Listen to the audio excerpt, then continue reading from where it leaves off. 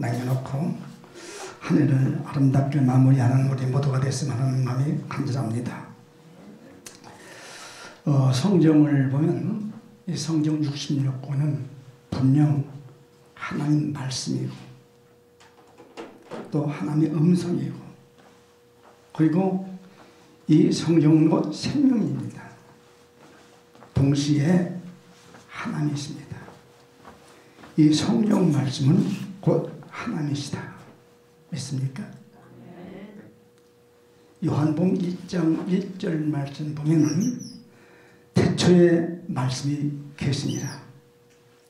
태초에 말씀이 계시니라. 하나님이 계시니라. 말씀이 계시니라. 이 말씀이 하나님과 함께 계셨으니 이 말씀은 곧 하나님이시니라. 성경은 하나님이라고 말씀을 하셨습니다. 말씀은 하나님이라고 말씀을 하셨습니다.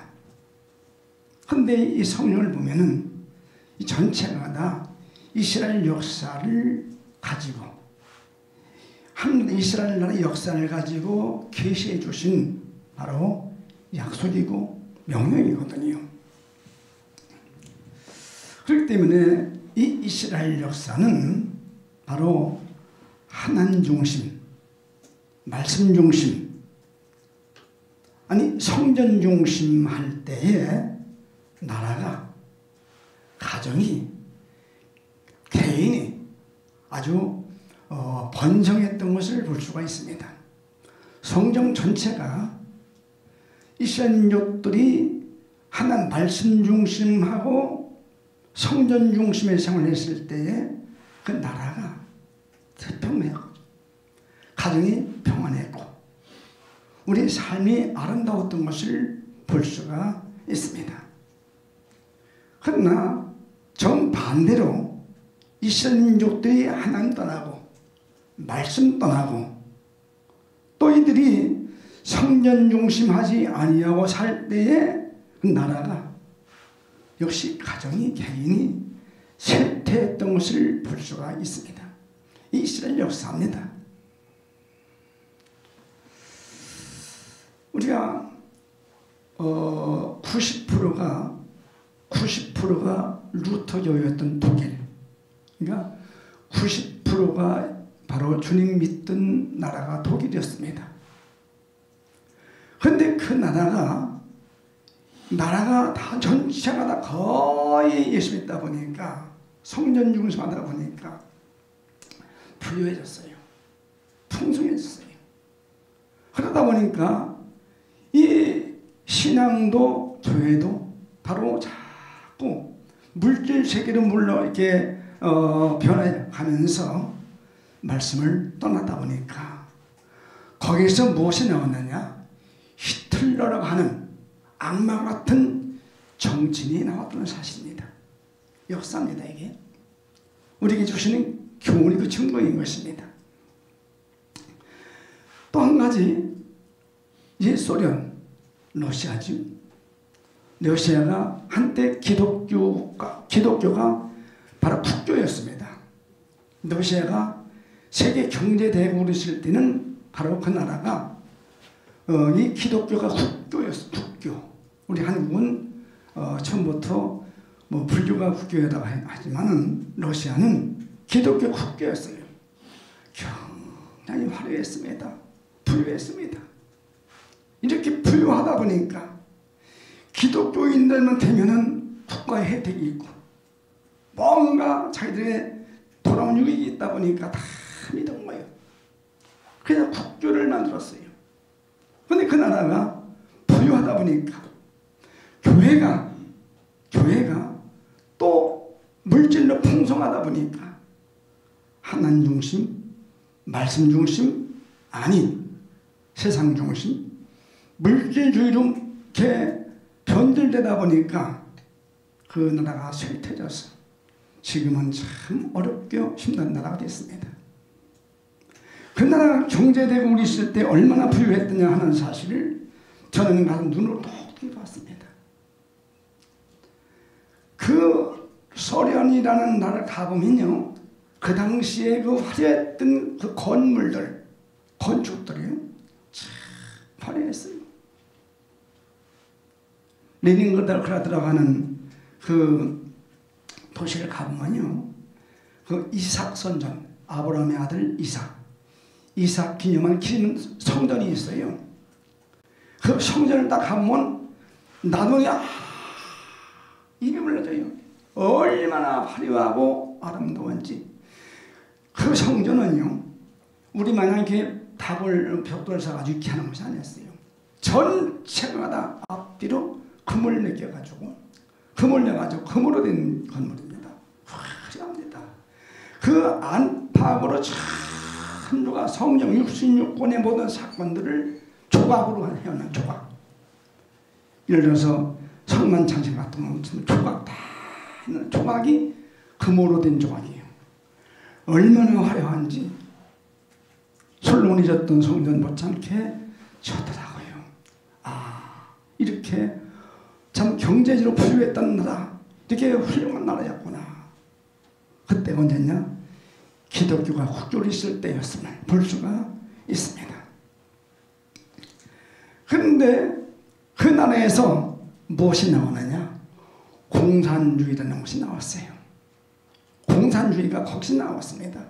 왜 기독교 국가에서 공산주의가 나왔을까? 말씀도나 성전 중심하지 아니하고 살다 보니까 그렇게 된 사실은 역사의 증거입니다.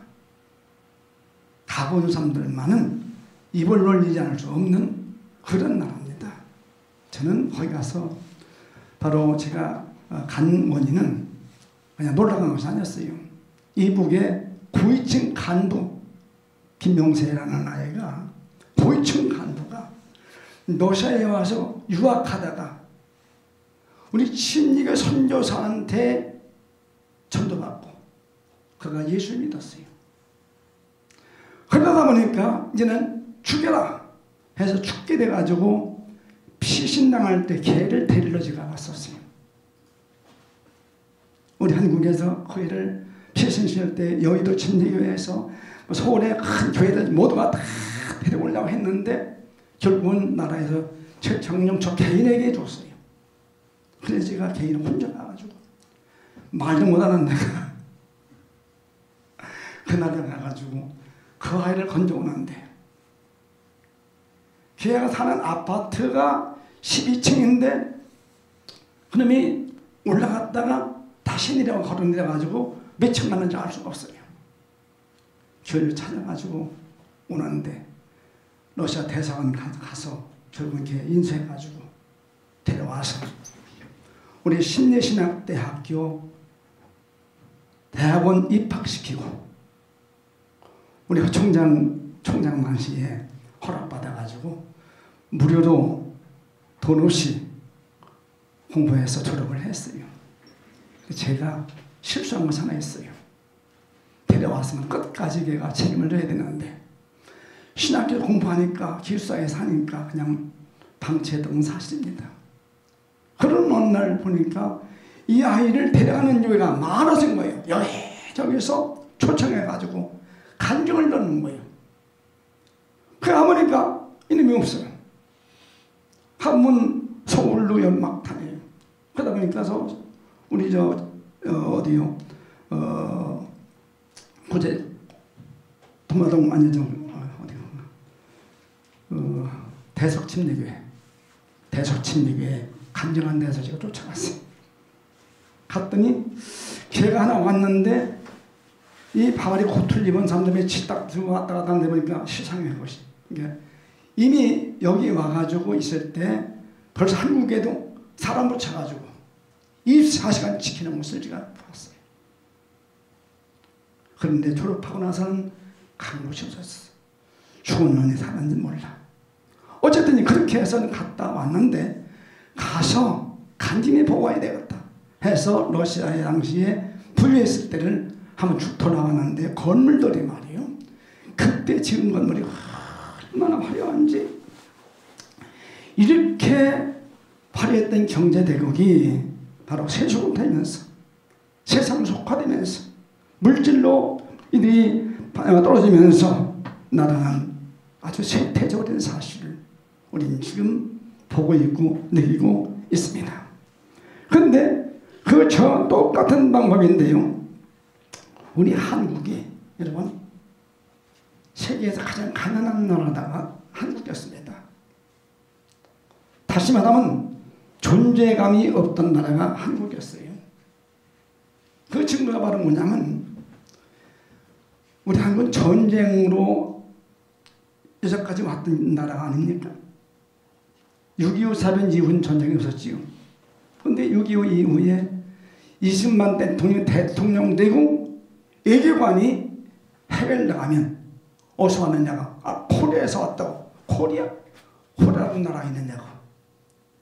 외국에서 코리아라는 나라를 알지 못했어요. 나는 이승만 대통령이 난 이승만. 그러면 이승만은 알아요. 이승만 대통령을 해야 코리아가 되지. 코리아만 하면 무슨 나라를 몰랐어요. 그 정도로 존재감이 없던 나라가 우리 한국이었어요. 이 나라에 복음이 들어왔고 복음이 들어와서 항상 교회가 풍성했을 때 바로 영적인 삶이 풍성했을 때 다시 말하면 우리 처음에 복음이 들어와서 우리 한국 민족이 복음으로 변화돼 가지고 교회가 부흥됐을 때 이 나라는 아주 갑자기 부흥한 나라가 돼가지고 지금 10대 경제대국이라는 사실만은 부정할 수가 없습니다. 이렇게 해서 우리나라도 부유해지다 보니까 우리 한국교회가 러시아교회 못지않게 독일교회 못지않게 지금 세속화되어가는 현실에 나타나는 것이 어떤 것이냐. 지금 아마 다 할 거예요. 말 안 해도. 우리 정치인들 보면은 거짓말하는 사람, 누명 쓰고 각가지 악을 범하는 악행만한 것들, 아주 범죄자들이 판을 치는 세상이 되어버렸으니 이 책임이 그들에게 있는 것이 아니고 우리 한국 교회에 있구나. 이것이 우리가 너무나도 지금 부유해지다 보니까 무관심했구나. 나라에 대해서, 정치인에 대해서, 조국에 대해서 무관심했구나 하는 사실을 전 스스로 그냥 느껴봅니다. 저만이 아니겠지만은 말이요. 이렇게 나라가 혼탁해진 것은 물론 지금 잘 살아요. 그러나 성경적으로는 아닙니다. 성전 이마에 땀을 흘리고 수구에서 벌어온 돈 가지고 사는 것이 성경적이에요. 사기지고 도둑질 해가지고 잘 쓰는 것이 아니거든요. 이거 현실이거든요. 그러면 독일도 똑같은 전철을 밟았고 러시아도 똑같은 전철을 밟았는데 우리 한국도 똑같은 전철을 밟고 있다는 사실만은 부정할 수가 없습니다.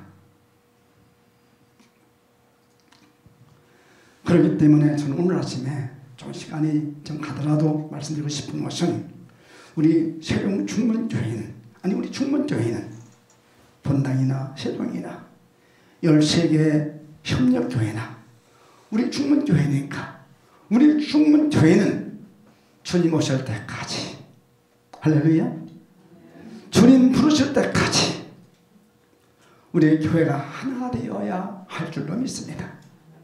하나. 성경 히브리서 10장 25절 말씀 보면 모이기를 폐하는 어떤 사람들의 습관과 같이 하지 말고 오직 혼하여 그날에 가까울수록 더욱 그리하라. 하나 돼요. 오늘 우리는 사실 저는요 지금 유튜브 교회 참 좋아요. 방송소리 참 귀해요. 그런데 모이는 것이 교회입니다. 모이는 것. 여기서 함께 모여 기도하고 함께 교제하고 함께 사랑 나누면서 이렇게 이것이 바로 진정한 교회고 예배입니다. 초대교회 성도들은요 모이는 일에 목숨을 걸었어요. 소아시아에 가면 그제 바울 사도가 전도 여행한 곳을 쭉 돌아봤어요. 이렇게 우리 마냥 자유로운 것이 아니에요. 배를 타고 며칠 가야 되고요. 에베소에나 이런 데 소원을 할 때 이게 뭐 며칠씩 가는 거예요. 가가지고 예배 드는데요. 제가 태국에 갔을 때 한 교회가 있는데 지하교회였어요. 아마 이거보다 더 큰 돌이 흘려 있는데요. 그걸 거기서 이제 굴려주더라고요. 들어가니까 깊이가 얼마만 굴수로 가니까 그 속에 큰 물이 하나 있는데 그 깊이가 얼마인지 모르지만은 무지하게 깊어요. 거기서 물을 떠먹어가면서 거기서 예배드리고, 그 돌이 우리 바깥에 있는 것이 안에도 있어요. 밖에 문 돌려도 안에도 닫아놓으면 못 들어가. 거기서 예배드리다가 잡히면 죽으니까 그렇게 해놓고 목숨 걸고 예배드리는 모습을 가서 보고 왔거든요. 우리 중문교회가 이 시대에 바로 주의를 생명 삼고 못 맞춰 하나 되어 순종하면 반드시 하나님께서는 중문을 향해서 칭송받는 교회로, 주의 삶들에게 칭송받는 교회로, 우리 세종 중문교회가 이 세종에서 칭송받는 교회 되기를 주님의 이름으로 축원합니다. 할렐루야, 할렐루야. 바로 모이기를 힘쓰고 서로 아껴주고 서로 붙잡아주고 서로 양보해주고 서로 희생해가면서 내가 나보다 낫다 하면서 무시하지 아니하고 이렇게 하나 되어 순종하는 교회가 되기만 하면 우리 하나님 영광을 받으십니다. 동시에 바로 교회는 칭송을 받습니다. 나가서 남녀의 무리가 무리가 모였다 했으니 바로 부흥이 된다는 사실입니다. 베드로가 기도할 때 3,000명이 회개했다고 그랬어요. 그렇죠? 침례를 받고 믿는 자가 3,000이나 됐더라. 얼마 전에 우리 장영노 목사님이 오늘 집회 갔을 때 한 번 집회 600명 결심하는 모습을 제가 유튜브로 봤거든요. 가보진 않았지만 다 틀어놓고 그때 결심한 자가 600명이요. 지금 600명은 그때 3,000명보다 많을 것 같아. 안 그래요? 그때는 바로 베드로가 할 때는 막 이 벌판에 모이니까 그랬지만은요. 지금 이 성전에 모이는데 600명이면은 그때 3,000명보다 더 많은 숫자 아닌가 하는 생각도 해봤어요. 어쨌든지 우리 중문 침례교회 모든 성도들만은 예수 그리스도의 사랑을 가지고, 즉 주님의 사랑을 실천하는, 다시 말해 아카페 신앙을 가지고 사랑하는 교회가 되면 반드시 칭찬받는 교회 될 것이고 칭송받는 교회 될 것이고 나가서 날마다 구원받는 자는 더해질 것을 믿습니다. 오늘 우리 모두는 하루를 또 사시면서 이 안을 마감하는 시점에 우리 모두 각자 주님 말씀 따라 십자가 짊어지고 나를 부인하고 주님 참 제자로서 참된 성도로서 이 시대의 축복의 주인공이 되어야 하지 않겠는가. 이로 인해서 우리 나라가, 우리 교회 때문에 이 나라가, 대한민국이, 우리 교회 때문에 우리 가정이, 우리 교회 때문에 내 개인이 행복해지는 삶의 주인공이 되어야 하지 않겠는가.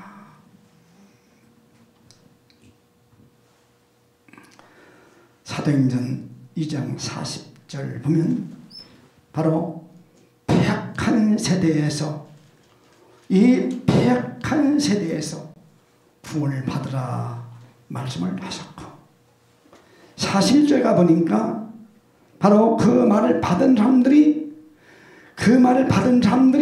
심리를 받음에 이날에 제자의 수가, 성도 수가 아니고 제자의 수가, 교회 나오는 사람이 아니고 제자의 수가 몇 명? 몇 명? 3,000명. 베드로가 말씀 전했을 때 침례받은 자들을 교인으로 보지 않았어요. 우리 장정도 목사님은, 담임 목사님은 세상에 있을 때는 뭐라 그랬어요? 세상에 있을 때는 일이 교회 와서 변하지 않은 사람을 염소? 네. 변한 사람은 뭐? 양. 그렇지. 그런데 베드로가 전도해서 침례받고 된 분들은 그렇게 말 안 했어요. 제자라고. 제자의 수가 3,000이나 더했더라. 우리 세종충문교회가 요사명 감당하는 교회가 되기를 주님의 이름으로 축원합니다. 이렇게 되게 하기 위해서 이 아침도 뜨겁게 기도하시다가 들어가시고 한날 삶. 저는 그냥 보통 언행심사 했는데 우리 장모사님 기도하면 40언행이라고 하더라고요. 가만히 듣다 보니까 생각하고 마음 먹고 말하고 움직이는 거 보니까 그것이 40언행이 맞는구나. 그냥 우리가 쉽게 언행심사가 아니라 40언행이 맞는구나 하고 내가 다시만 배웠어요. 우리 모든 세종에 속한 가족들만은 40언행, 언행심에서 머리를 깨닫고 가슴으로 뉘우치고 말로 행동으로 바꿔줘서 주님의 제자가 되어지기를 위해서 기도하시다가 나가시고 하루의 삶 제자로 하루를 살아 보시길 바랍니다. 하루 이렇게 삽시다. 나는 오늘 하루 주님의 제자로 살리라. 할렐루야. 사십시다. 주여 부르며 기도하시고